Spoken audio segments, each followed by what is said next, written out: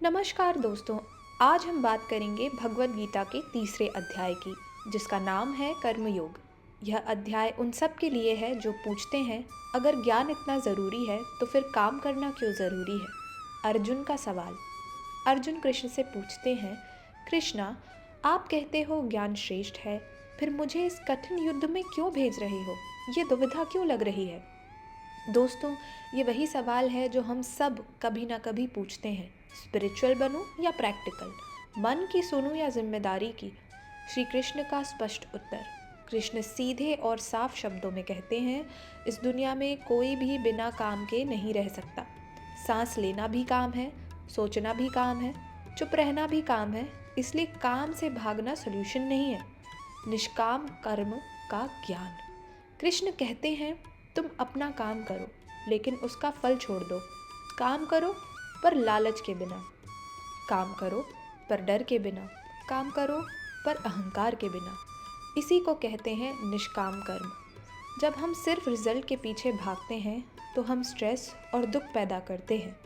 प्रकृति और वासना। कृष्ण एक गहरी बात बताते हैं, इंसान को गलत काम उनकी वासना और कामना करवाती है। यह काम, क्रोध और लोभ मन को अंधा कर देता है। इसलिए अपनी इंद्रियों पर नियंत्रण बहुत जरूरी है। कर्तव्य का महत्व। कृष्ण कहते हैं, अपना काम ठीक तरह से करना दूसरों के काम को परफेक्ट कॉपी करने से कई ज़्यादा बेहतर है।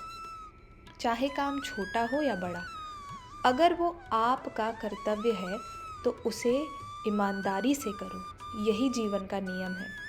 लोक संघर्ष का अर्थ। कृष्ण कहते हैं, महापुरुष भी काम करते हैं ताकि समाज सही दिशा में चले। अगर श्रेष्ठ लोग काम छोड़ दें तो दुनिया बिगड़ जाएगी।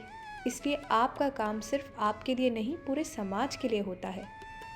आज के जीवन के लिए संदेश। दोस्तों, अध्याय 3 हमें सिखाता है, काम से भागना आध्यात्मिकता नहीं, कर्म की शुद्धि का रास्ता है।